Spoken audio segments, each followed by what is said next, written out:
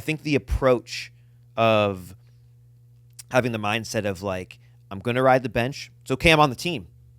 On the team, baby. But anytime I can get those minutes, I'm going to actually show them that I should be a starter. That's ready so you don't I've have never to thought ready. about it like that, but that is brilliant. MJ wasn't the dude when he got on the scene at the first time. He got cut from his team, from his high school team. What you talking about? Yeah, and just like, kept but I'm grinding. sure he thought he was the dude. Yeah. too. But he was not the dude until he became the dude. Yeah. And oftentimes we look at the success of a person, and you hear this in motivational stuff all the time, but we don't look what they did in the dark room. We don't see all the stuff that it took to get to that point. Yeah. The sleepless nights, the endless training, the endless practice, the like, you don't know what this dude's reading. You don't know if I read 3 or 4 plays a night. I don't, because that's just a lot. but you don't know what type of training. You don't know what purpose, how much of the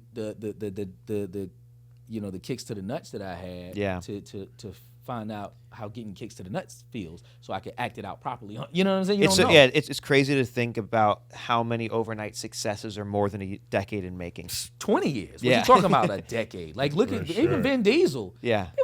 Vin was like acting since he was 6. Yeah. He was around the business. He was around, and he didn't get no love until he was like in his late 30s. Yeah.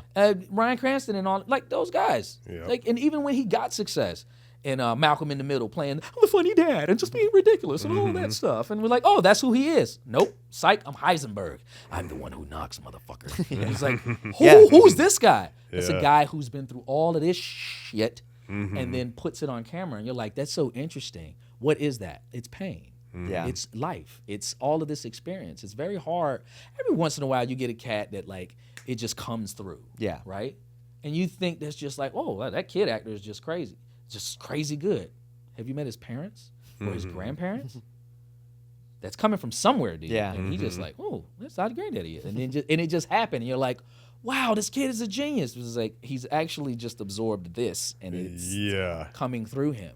And it's amazing. And I had, like, my success was the fact that I was a guy in a dojo who was in trouble for being an asshole. Yeah. And this lady comes, and I get the opportunity to be in a TV show. Thank God, whatever day that was, you punched that kid, because if you wouldn't have punched him that day, you might not be. I stuck a pencil through his hand. It all worked Did you really? out. Yeah, it didn't go all the way through. It just went in deep. He was a big boy, and he kept calling me by my legal name. I said, if you call me like that again, I'm going to stab you in the hand with this pencil. And he was like, oh, okay. And he said the name again.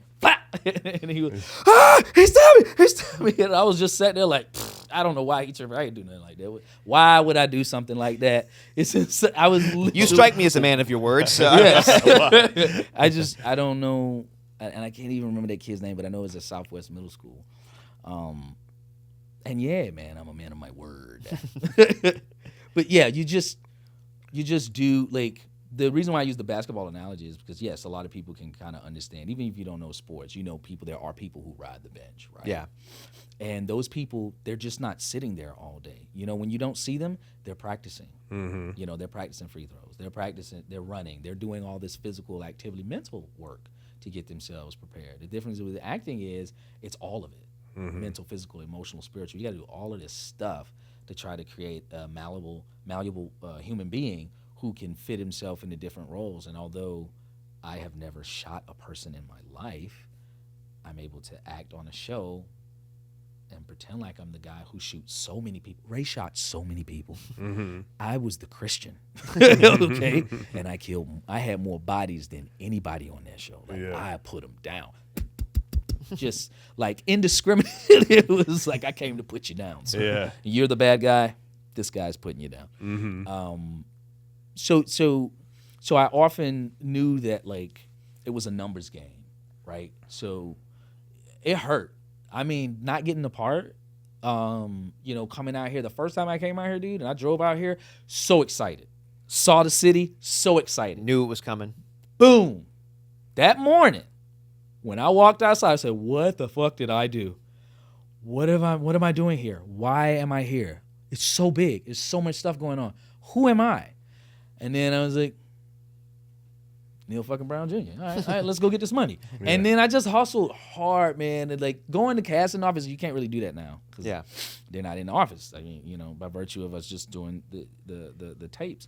But I would run up in their offices, you know, whether they wanted me to be there or not. And be like, here's my headshot. They go throw it in a box with a bunch. Everybody else who came in, they had the same idea. But, you know, I'm me. So I'm like, yeah, you know, I'll just say, hey, but see, I'll do generals and stuff like that. You asking for a general? Yeah, well, here's the thing. You know that movie, da-da-da-da-da? Yeah. Y'all think y'all casted the actors from here? Because I know that the local casting person from, you know, in Florida. I did like a day on it. And da-da-da. Oh, really? I was like, yeah. And, you know, that person and such, yeah. And I think, they said this was the best office ever. They're like, oh. You want a general, you say? Okay, give me your number. And it was like, we'll call. Who's your agent? I ain't got no agent. Who's your manager? Give me your number. All right, and then you know what I'm saying? And this work. If you want it, you got to sometimes just got to go out and get it. Yep. You have to, dude. Like they're not by any means necessary. By any means. You know what this I mean? is one of my favorite. Yeah, man. Another red dude, another high yellow, light-skinned man who was out there telling it like it is. That's right. Malik El Shabazz. You know what I'm saying? You know, so Malcolm X.